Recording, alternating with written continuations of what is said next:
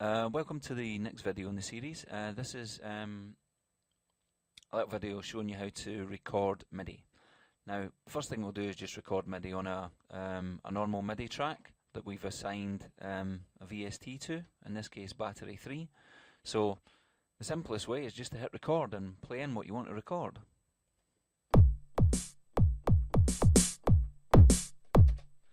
Okay, that was that.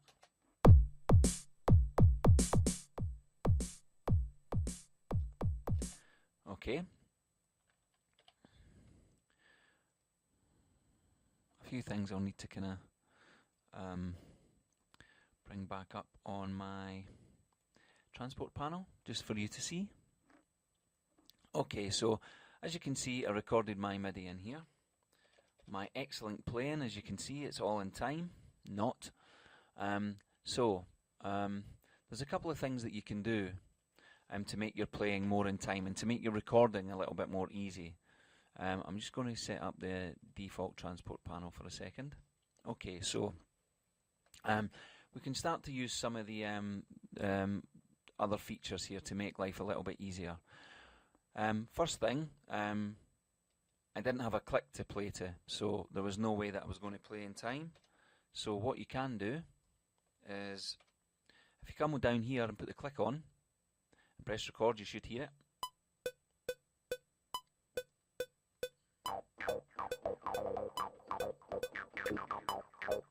Now, as you can hear, that's a bit better than my drumming.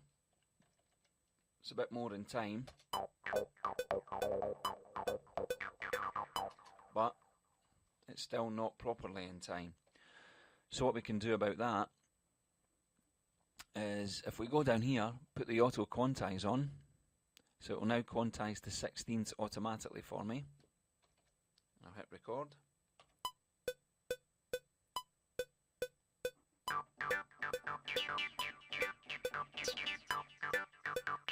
One, two, three, four. 1, 2, 3, 4.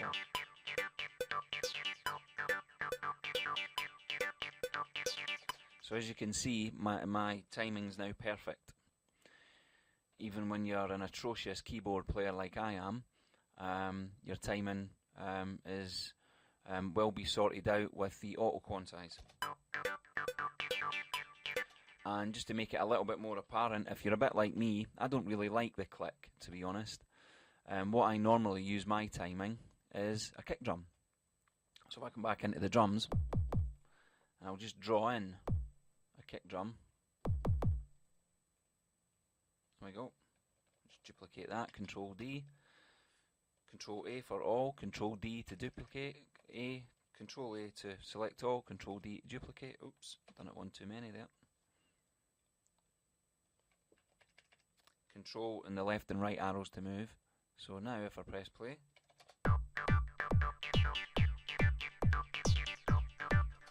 now that's the method I prefer. I don't really like using the marker. The marker. I'm losing my brains here. The click. A couple of reasons. I hate the sound. Now people are going to say, but you can change the sound, and you're quite right. If you go to the click, hold down the control key and left click, you can come in here and change the sound if you like. Now, where do we change it? Again, you can change the pitch here. You can change sounds.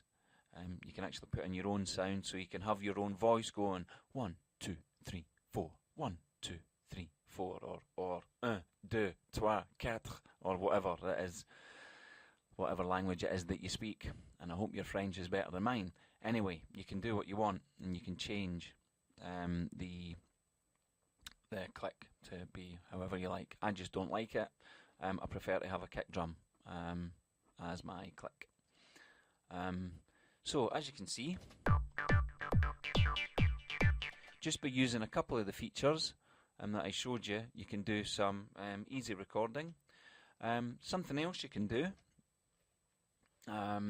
you can put on the punch in and the punch out features, which are here. So we go punch in, punch out, and if I give myself a 2-bar count.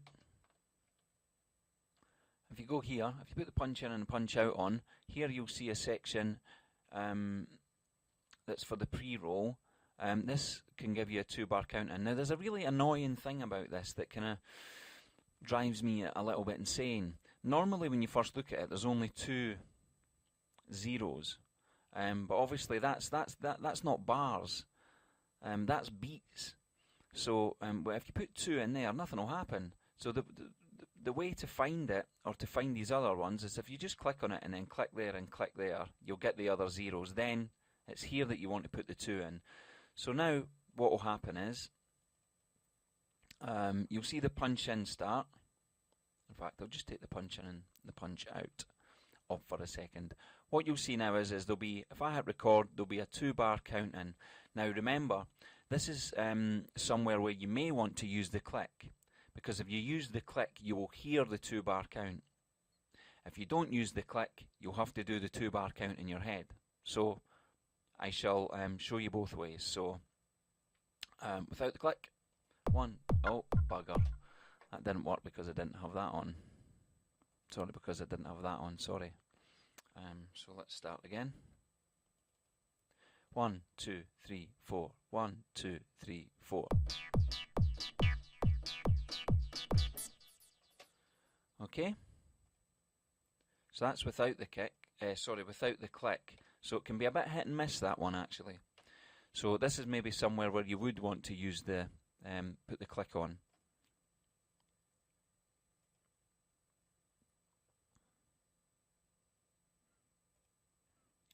Yeah.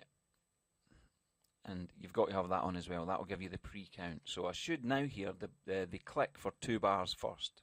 So if I hit record, 1, 2, 3, 4. 1, 2, 3, 4. There we go. Now with that 2-bar click, with that 2-bar intro, it's a lot easier to get your timing ready, isn't it? And as you can see, because I had the auto quantize on, I'm a marvellous keyboard player. Well, even with a click on, I was like, no, right, we just won't go there.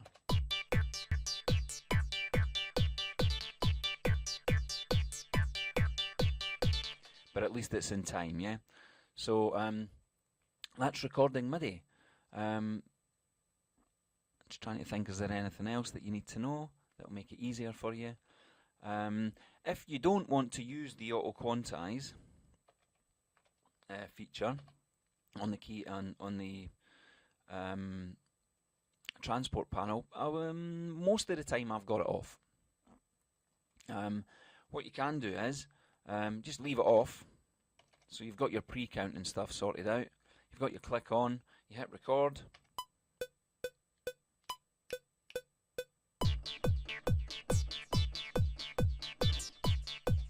Okay, so my auto quantize was off that time, so my playing will probably be off a little bit yet. Now, can you see here? It's just a little bit over the line here, and there, well, everywhere, and here and here. So what you can do is you can use the quantize feature. The quantize feature will work on these numbers up here. So if I want to tidy all of these up, if I just hit Control and A to select all, and then hit the Q button, you'll see them all move. And now they're all quantized to 16ths, and now they're perfect. And we definitely don't want to hear that anymore, do we?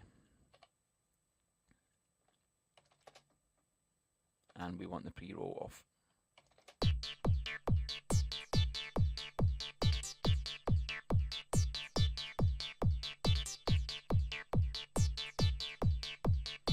Okay, obviously the reason I showed you that is because probably with some of you more accomplished keyboard players, there'll be a lot of the time where you don't want to quantize your notes. You don't want everything to be perfectly on time, and not just accomplished keyboard players. I do it myself sometimes, especially with bass lines and stuff like that.